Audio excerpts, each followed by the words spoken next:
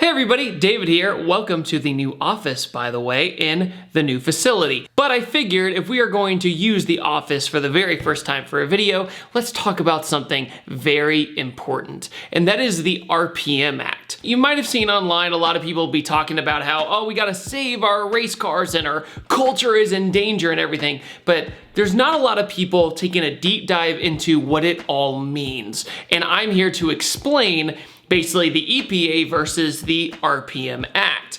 And the RPM Act essentially in a nutshell protects motorsports.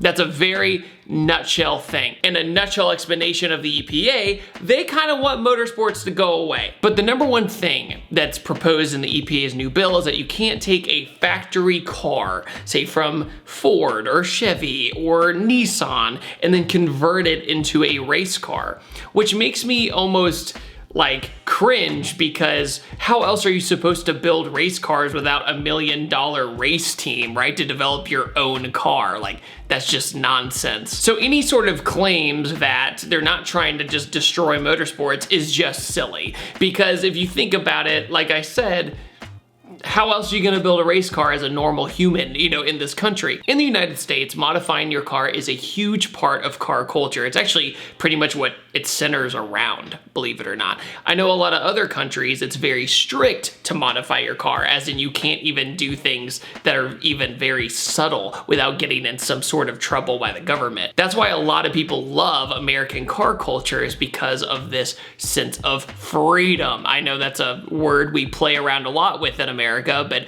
freedom to do what you want with your car. This is a federal law. This is trying to be passed in federal court, which means it overrules state courts. When it comes to emissions and it comes to modifying your car, it's typically more on the local level, which in my opinion is how it should be. But let's talk about in writing what the RPM Act is and why it's such a big threat to our culture. So I'm gonna walk you through this issue, and I'm gonna show you both sides of the aisle. I'm a car enthusiast, of course I'm gonna be a little bit biased, but it's kind of laughable how it's presented on the other side of the aisle, like that every car enthusiast is just evil. Like they don't care about the planet at all. I'm not here to argue about climate change, but the article is just basically making SEMA just seem like an evil villain of the world. And it's just not, guys. It's just not. SEMA is just an organization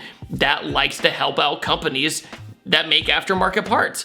And if you try and ban aftermarket parts, of course SEMA is gonna have a say in it. Let's jump into SEMA's side first and then more of the other side of the aisle. And to give you perspective, these two articles, if you type in Google RPM Act SEMA, the very top one is the motorsports view, and the one right below it is the evil genius villain, of the action movie point of view. All right, so here we are on the SEMA website. Now, the RPM Act, what does it stand for? It stands for Recognizing the Protection of Motorsports Act, AKA racing's protected, even in the future if we are on different alternative fuels, say electric race cars or hydrogen, who knows in the future, but for now, this protects motorsports.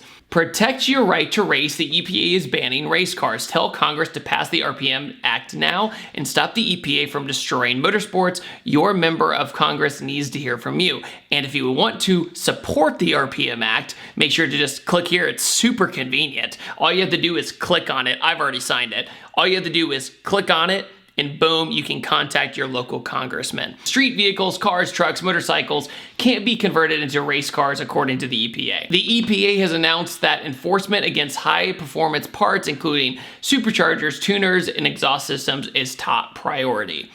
Okay, so the supercharging, the tuning, the exhaust systems, I understand when you want to talk about catless exhaust, straight piping, things of that nature.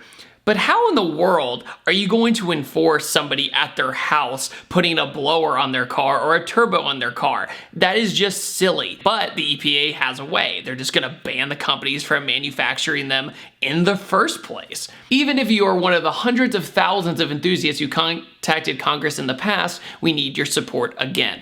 What does that mean? What do they say again? Well, back in, I believe, 2015 or 2016, I made a video a lot like this, except it wasn't as well made because I just wasn't as good of a filmmaker back then. But the point of the matter was there's a bill trying to be passed just like this back then for modified cars, and I fought against it just like I'm fighting against it right now. And this even means off-road, like trailering the car to the racetrack. Like, you're gonna ban that too? That is the silliest thing in the world. Like, you could vaguely make the argument about modified cars on the street because people are driving them every day. When you're talking about dedicated race cars, that is just absolute nonsense. So basically, if you go to the website, it tells you how to help out and everything. But let's look at the other article, which I actually find more interesting. When you go to the other article, it paints us in the worst possible way possible.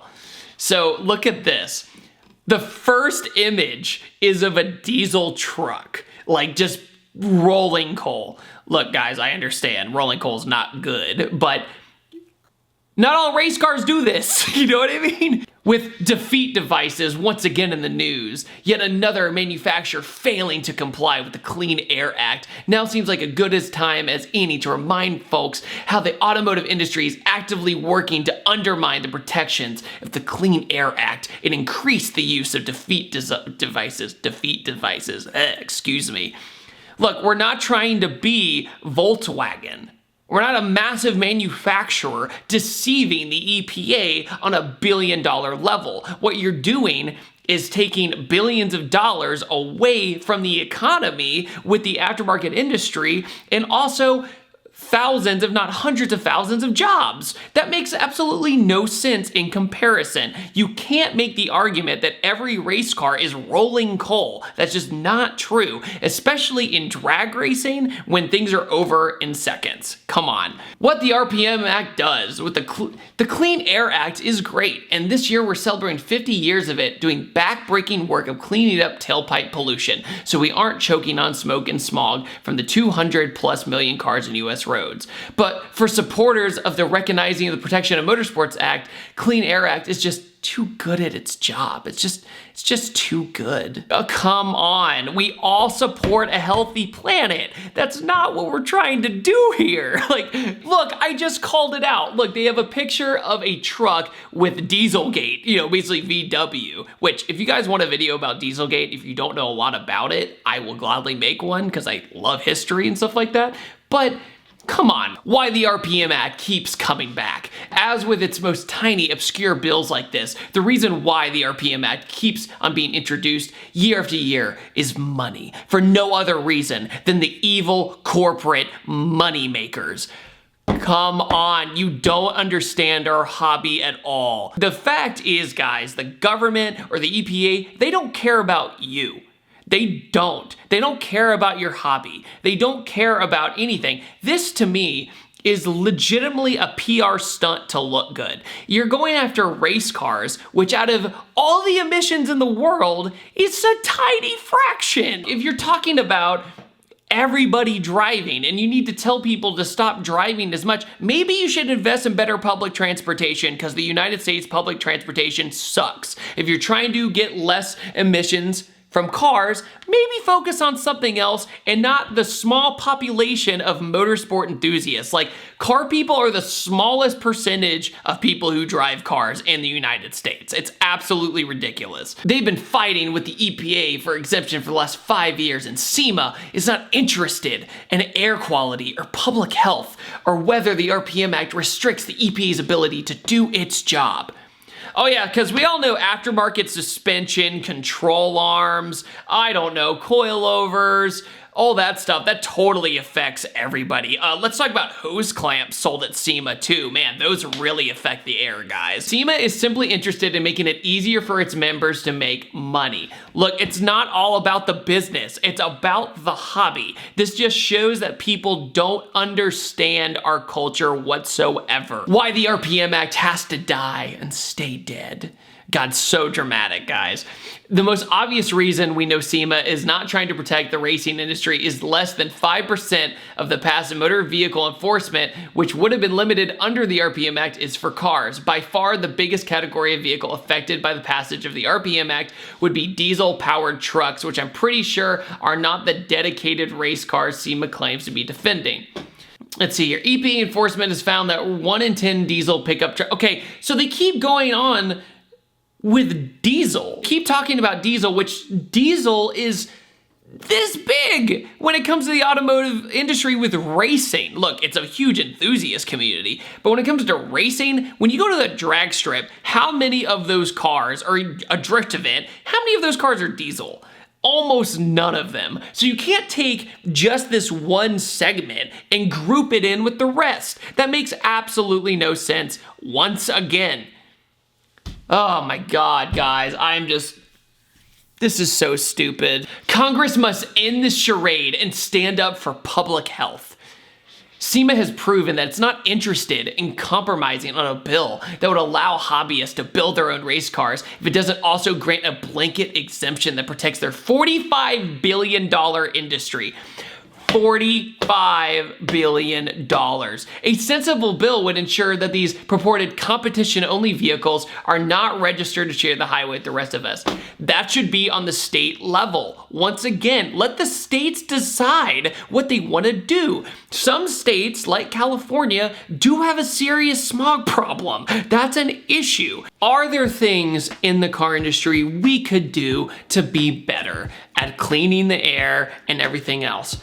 Absolutely, but getting rid of race cars might be the silliest thing to do first. I could rant about this for another 10 minutes, but you guys are getting the picture here that we are being shown in a light that is very undeserving.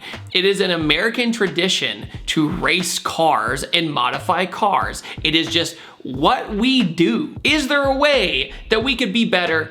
Of course there is, but getting rid of them completely and saying that we can't modify a factory car to a race car, even off the street, is just, what does that make? Like, go after other people. Go after people actually polluting way more than we are. Think about it, guys. To create electricity, to create things like heat and AC and things of those nature, that creates a lot of pollution. But we still haven't found really good solutions for that yet in the United States, or we haven't invested in it yet. Yet the federal government doesn't want to invest in public transportation so we don't have to drive as much. And also at the same time, you don't invest in wind energy and other forms of energy as much as other places around the world.